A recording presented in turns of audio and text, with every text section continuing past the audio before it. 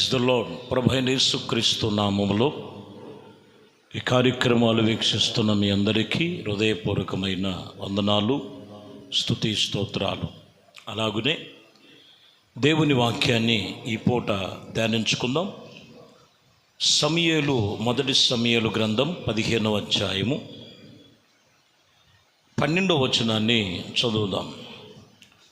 ఉదయమనే సమూయేలు లేచి సౌలును ఎదుర్కొనుటకు పోగా, సౌలు కర్మేలునకు వచ్చి అక్కడ జయసూచకమైన శిలను నిలిపి తిరిగి గిల్గాలుకు పోయినని సమాచారము వినెను. ఈ వాక్యములో అక్కడ జయసూచనగా శిలగా నిలిపి దేవుని వాక్యం ఇక్కడ చెబుతున్నటువంటి విషయములో సమూయేలు, సౌలు. ఇక్కడ సౌలును మనం చూసినప్పుడు కర్మేలుకు వచ్చి అక్కడ జయసూచకముగా శిలను నిలిపినట్లుగా రాయబడి ఉన్నది. జయసూచనగా, వారికి కలిగిన జయసూచనగా అక్కడ ఒక శిలను నిలిపినట్లుగా రాయబడినటువంటి మాట. ఈరోజు ప్రభు సన్నిధిలో భక్తి చేస్తున్నటువంటి ప్రతి ఒక్కరము జయసూచనగా, నీవే ఒక జయసూచనగా ప్రభు సన్నిధిలో నిలిచిన వారై ఉండాలి. నీలోనే నీ బ్రతుకు దినములలో జయసూచనగా జీవించే జీవితం, జీవితము కలిగినటువంటి జీవితం కలిగి ఉండాలి. ప్రభువుని నమ్ముకొని, ప్రభువుని వెంబడిస్తూ, ప్రభుతో నడుస్తున్నానని చెప్పుకొనుచు, ఎప్పుడు అపజయాలు, అపనమ్మకాలు, అపోహలు వాళ్ళ జీవితంలో అదో రకమైనటువంటి బలహీనమైనటువంటి పరిస్థితుల నుంచి దేవుడు వాక్యం చెప్తున్న మాట, నీవే ఒక సూచకగా ఉండాలని వాక్యం ఇక్కడ చెప్తున్న మాట. పరమగీతములలో 4వ అధ్యాయము 4వ వచనములో చెబుతున్న మాట, జయసూచకములైన నుంచుటకే దావీదు కట్టించినటువంటి గోపురములతోనూ 1000 డాలులను, సూర్యుల యొక్క కవశములను వేలాడు ఆ గోపురములతో ఇదిగో మీకందరికీ సమానములుగా ఉంచవలెనని. ఇక్కడ దావీదును కట్టించినటువంటి గోపురము అది 1000 డాలులుగాను, సూర్యుల యొక్క కవశములు ఉంచుటకు, వేలాడుటకు దేనికి నియమించారు? ఇక్కడ జయసూచకగా ఉండటకు, జయసూచకముగా నుండుటకును దేవుడు నియమించినట్లుగా రాయబడినటువంటి మాట. ఈరోజు మనము దేవుని సన్నిధిలో రోజు రోజుకి మనము బలహీనమైపోకూడదు, రోజు రోజుకి మనం అణగారిపోకూడదు. వాక్యం చెప్తున్నటువంటి విషయములో, దేవుడు వాక్యములో, భక్తి జీవితములో కొనసాగించేవారు మన జయసూచకములు ఎక్కడున్నాయంటే యేసుక్రీస్తు వైపు చూసిన వారిలో ఉంటాయి. లోకమును కాదు మనం చూడాల్సింది, లోకపు తలంపులు కాదు మనం చూడాల్సింది. దేవుడు నిన్ను ఈ లోకములో ఒక జయసూచనగా ఉండటానికి ఆయన నిన్ను కోరుకున్నాడు, ఆయన పిలుచుకున్నాడు. ఆయన యొద్దకు వచ్చి నువ్వు బలహీనమైపోకూడదు. వాక్యం చెప్తున్న మాట అదే. యోబు గ్రంథములో ఒక మాట ఉంటుంది, 11వ అధ్యాయంలో 17వ వచనములో మనం చదివితే ఎలాగ మనం ఉండాలి అనేది అక్కడ ఒక వెలుగుతోనూ మన బ్రతుకున్నటువంటి బ్రతుకు జీవితాలన్నీ ఎలా ఉండాలో అక్కడ వర్ణిస్తున్నాడు. యోబు 11:17, అప్పుడు నీ బ్రతుకు మధ్యాహ్న కాలము తేజస్సు కంటే అధికముగా ప్రకాశించినట్లు చీకటి కమ్మెనను, అది అరుణోదయము వలె కాంతిగా నుండెను. చూసారా, చీకటి అక్కడక్కడ కమ్ముద్దు. అప్పుడప్పుడు చీకటిని చూసి భయపడటం కాదు, కానీ నీ బ్రతుకు ఎలా ఉండాలంటే మధ్యాహ్న కాలమందు తేజస్సు కంటే అధికమైన ప్రకాశం దేవుడిలో ఏమై ఉండాలంటే జయసూచనగా నీవు ఉండాలి. వాక్యం చెప్తున్న మాట అది. ఇక్కడ అందుకే మన బ్రతుకుతో పోల్చాడు. అది మధ్యాహ్నము తేజస్సు కంటే అధికమైన ప్రకాశమానముగా ఉండాలి. ఒకవేళ చీకటి కమ్మినను అది అరుణోదయము వలె కాంతి కలిగి ఉండాలి. అరుణోదయమే. చీకటి వచ్చింది ఎప్పుడు చీకటిగా ఉండదండి, తిరిగి మరలా అరుణోదయము అవుద్ది. మన బ్రతుకు జీవితంలో కూడా ఈరోజు మనం గమనించాలి. ఒక జయసూచకముగా ఉండాలంటే కొన్ని బలహీనతలు చూసి, కొన్ని పరిస్థితులు చూసి, కొన్ని స్థితిగతులు చూసి ఎంతటితో అయిపోయిందని నువ్వు డిసైడ్ చేసుకోవద్దు. దేవుడు వాక్యం చెప్తున్న మాట, ఇదిగో చీకటి కలిగిన అది అరుణోదయము వలె కాంతి కలిగినటువంటి జీవితముగా మన బ్రతుకు జీవితములన్నీ కూడా ఎప్పటికప్పుడు శుభసూచనగా, జయసూచకముగా, నిబంధనగా ప్రభు నియమించబడి ఉన్నారు. సామెతల గ్రంథంలో కూడా ఒక మాట ఉంటుంది. 4వ అధ్యాయంలో 18వ వచనములో మనం చదువుతున్నాం. పట్టపగులు వారికి వేకువ వెలుగు తేజరిల్లినట్లు నీతిమంతుల మార్గం అంతకంతకి తేజరిల్లుద్ది. ఎవరి మార్గాలు తేజరిల్లుతాయి? నీతిమంతుల మార్గములు.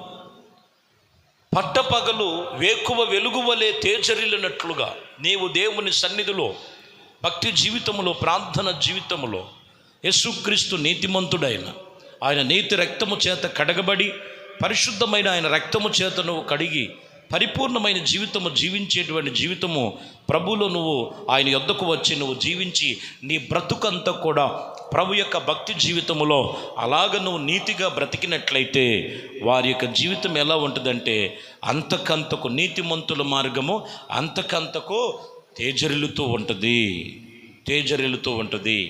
వాక్యము చెబుతున్న సంగతులు ఇవి, సత్యములు ఇవి. ఇంకను మనం గమనించినట్లయితే మొదటి సమూయేలు గ్రంథములో 1వ అధ్యాయములో 28వ వచనం ఉంటుంది. 28వ వచనములో, కాబట్టి నేను ఆ బిడ్డను యెహోవాకు ప్రతిష్ఠించుచున్నానని తను బ్రతుకు దినములన్నిటినీ వాడు యెహోవాకు ప్రతిష్ఠితుడని చెప్పాను. అప్పుడు వాడు యెహోవాకు అక్కడనే మొక్కెను. రాయబడిన మాట చూడండి. హన్నా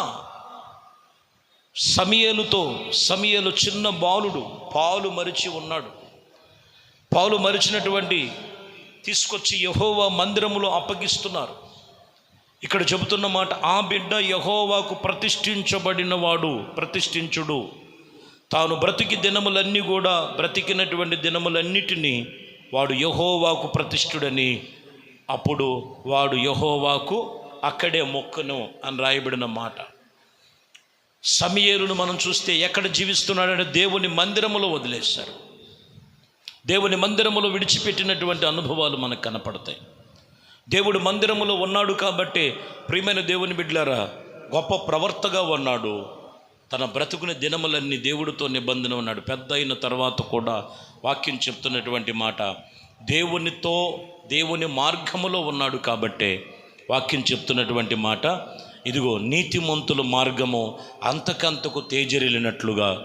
మనం గమనించినట్లయితే సమూయేలు నలుదిశలా ఆయన పేరు ఖ్యాతి, ఇదిగో ప్రఖ్యాతి నొందినట్లుగా రాయబడి ఉన్నది. కారణం ఏంటంటే వాక్యం చెప్తున్నటువంటి మాట, యెహోవాకు ప్రతిష్ఠించబడిన వాడు ఈరోజు దేవుని వాక్యం చెప్తున్నటువంటి సంగతులవే. దేవుడు నిన్ను అన్ని విషయాలలో ఆయన కృపలోనికి నిన్ను మలుచుకుంటున్నాడు. ఆయన మార్గములో నీవు ఒక జయసూచకగా ఉండాలంటే ఖచ్చితంగా దేవునికి మనము ప్రతిష్ఠించబడి ప్రతిష్టమైనటువంటి జీవితము ప్రభుతో నిబంధన చేసుకోవాలని చెప్తున్న సూచనలు ఇవన్నీ. ఇంకనూ మనం సమూయేలు రెండో రాజుల గ్రంథములో మనం చదివినట్లయితే 2వ రాజుల గ్రంథము 17వ అధ్యాయము 37వ వచనములో మనం చదువుతున్నాం.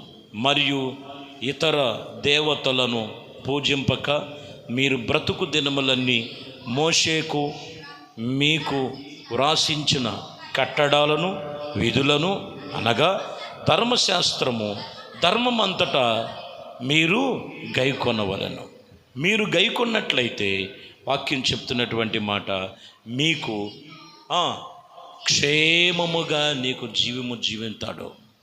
ఏ విడిచిపెట్టాలంట? మరియు ఇదిగో ఇతర వాటిని మీరు వాటి వైపు మీరు చూడక, మీరు బ్రతికిన దినములన్నీ మోషే మీకు రాసినటువంటి కట్టడాలు ఉన్నాయి కదా, విధులు ఉన్నాయి కదా, ధర్మశాస్త్ర సంబంధమైనటువంటి ధర్మము ఉన్నది కదా, వాటి ప్రకారంగా మీరు నడుచుకున్నట్లయితే మీరే ఒక జయసూచకముగా ఉంటారని. ఏదో వాక్యమో మాకు వస్తుంది, వాక్యం వింటున్నాం అనేది కాదండి. ఆ వాక్యము నువ్వు అనుసరించి నడవాలి.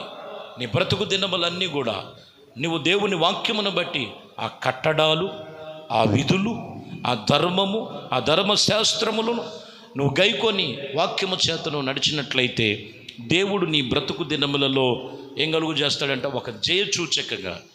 కీర్తనలు మనకు తెలుసు, 23వ కీర్తన 6వ వచనాన్ని చదువుతున్నాం.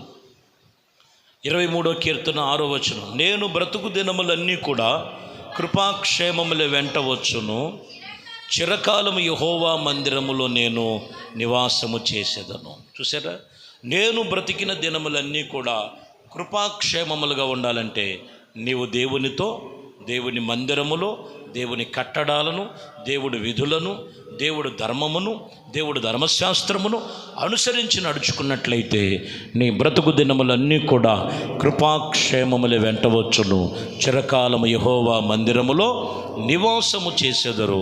దేవుడు ఈ మాటలు మీ వినికిడిలో మనందరి జీవితాలలో నెరవేర్పు కలుగు చేయునుగాక. ప్రార్థన.